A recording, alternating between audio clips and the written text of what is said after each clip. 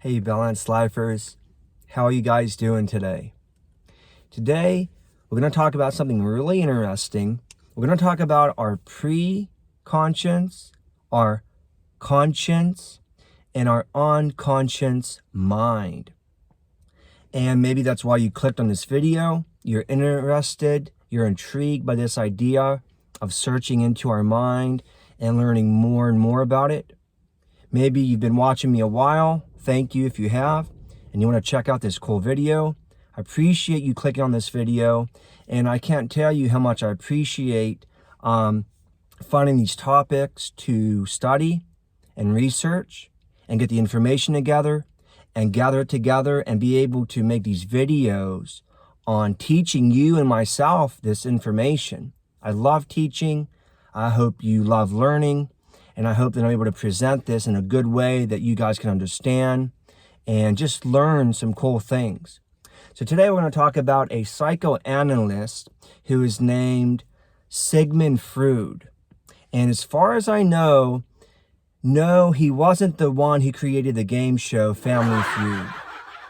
He developed a theory on the preconscious, conscious, and unconscious mind that we are going to go over today in this video. And what he found was all three of these types of the brain, these parts of the brain, they synonymously work together.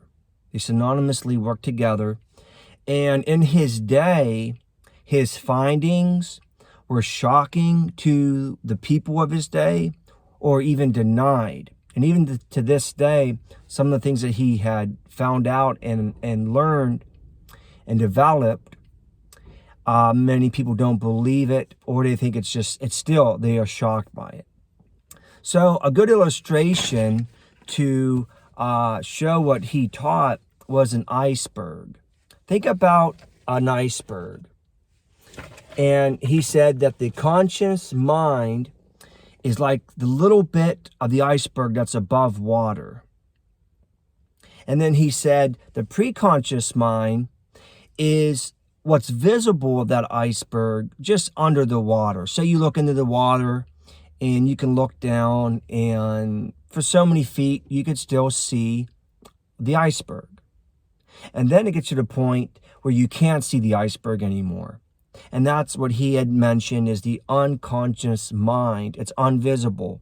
And he had mentioned that that is the bulk of the iceberg. The little tip poking out is what you're conscious of. A good little chunk there, you can kind of see foggy through the preconscious mind. And there's a whole great big deal of the iceberg you cannot see, which is the unconscious mind. So let's talk about the role of the preconscious mind. The preconscious mind is things you can potentially pull into your conscious mind. It's a guard controlling the information allowed to enter your conscious awareness. Your preconscious memories are not the same as regular memories. And I'm going to explain that here. So think about this. Your conscious memories are remembering your way home. You're not even going to think about that. Your name. Someone says, what's your name? My name's whatever. Nice to meet you. Your phone number. Hey, you're a pretty cool person. Can I get your number? We can text. Hey, link up somehow. Okay, my number is. And so that's your memory, your conscious memory. But your preconscious memory is a little bit different than that. You may be able to pull it up in a second, but usually it takes a couple moments. It could take a couple hours, even to a day or a couple days before you can fully pull it up into your awareness, into your consciousness. These memories, they are unrepressed, that we can extract them for a specific purpose or at a specific time. So for example, somebody asks you something about work or a phone number, or say, and this happens to me all the time, say you see somebody in the store and you see their face, you recognize their face, but you can't remember what their name is or where you met them at. Oh, did I meet them in high school? Was that my first job?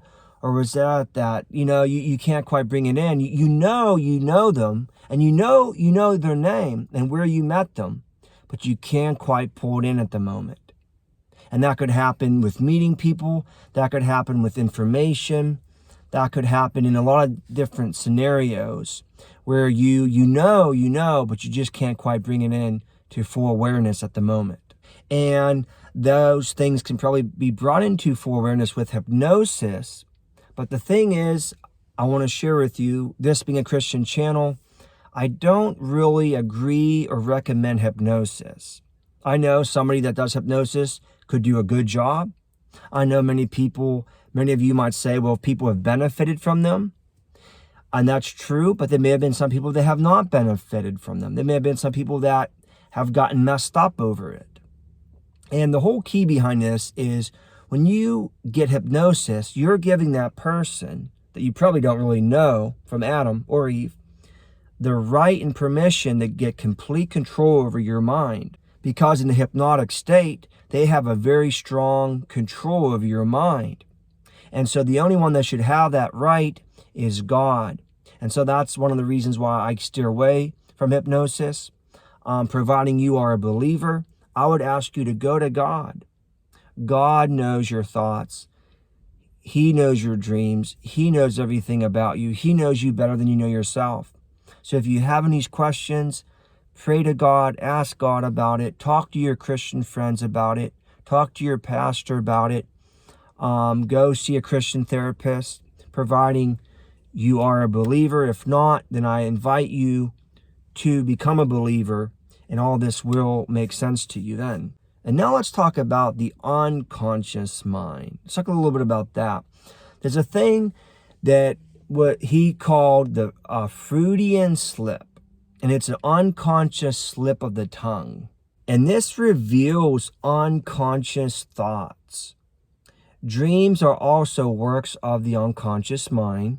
So for example, say a man uses an old girlfriend's name while talking to or about a current girlfriend, hopefully talking about them, not to them, although that can happen too. And due to unresolved or repressed feelings, this happens. So what's going on is that person may not even be aware that they're thinking about their ex, or they may not feel like they love them. But deep in the complexity and in the vastness of our unconscious mind, we are thinking about them. We are, maybe we still have feelings for them. Maybe we even have dreams with them in them that we remember. Maybe you have dreams with them in them that we don't remember. But the thought is here is that things that we think about or care about, a lot of the times are in our unconscious mind, and we might not even be aware of that. That's why that slipped up. We're thinking, what the heck happened that my tongue slipped and said that? Well, that all came from your unconscious mind. Our unconscious mind affects and influences our behavior and feelings, even though we aren't consciously aware of them.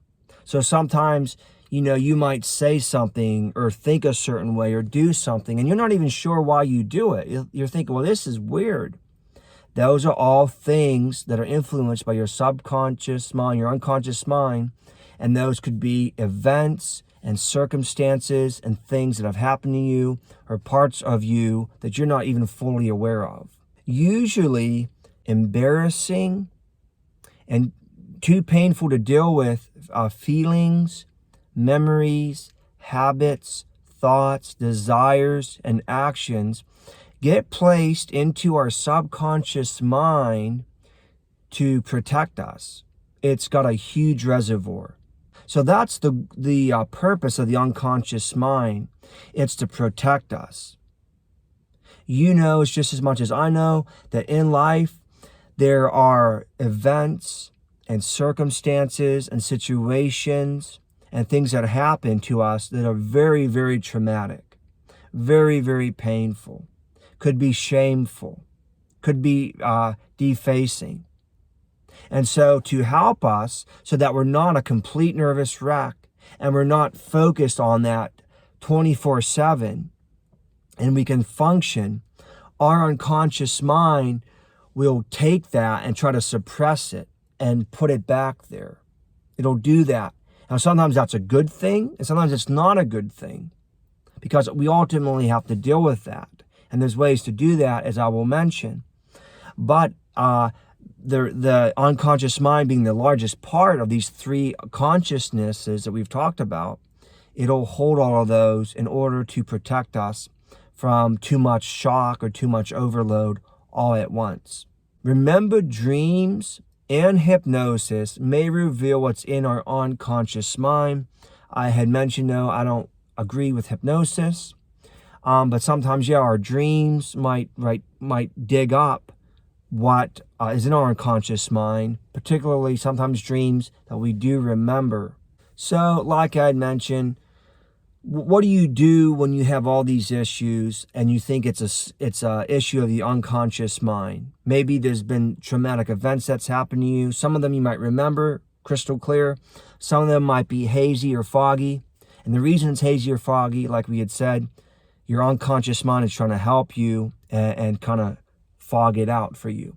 But what do? It's there. You realize it's maybe hurting you or it's affecting you, like we had mentioned. So what do? Well, I would say to you is hopefully you're a Christian, because that's a big deal. And then you can go to God and you can say, Lord, you created me. You created my mind, my body, my spirit. I'm fearfully, wonderfully, complexly made. And so go to God and seek his help. Seek him for the issues that you have. And God may lead you to a Christian therapist. He may lead you to your pastor or a friend. There's no saying what person, place, or thing God will lead you to. But seek him first. Go to him, go to God as your Heavenly Father. Ask him for help. Let him know. He already knows, but let him know. Seek him. Go after God and get his mind on the matter, because he's a great physician. He's the great healer. He knows exactly what's wrong and how to help you. Trust him to do that. If he leads you in some way, follow on that path, because it'll lead you to healing every single time. And real quick, the conscious mind, I'm just going to take a couple seconds on this because most of us know what that is. The conscious mind, the conscious part of your mind, is all the things we are fully aware of at any given moment. Like I mentioned, someone asks you a question, boom, takes you a second or two to get it. That's in your conscious mind. Someone asks you a question or you're thinking about something, it takes you a couple seconds to a minute to a few hours to even a day or two to figure it out. Those are things that are in your preconscious mind, and things that you can hardly remember. They're foggy. You don't remember. Those are the things that are in your unconscious mind. So I hope you learned a lot in this video. If you have any comments, let me know. Any questions, let me know. And as always, thanks for watching.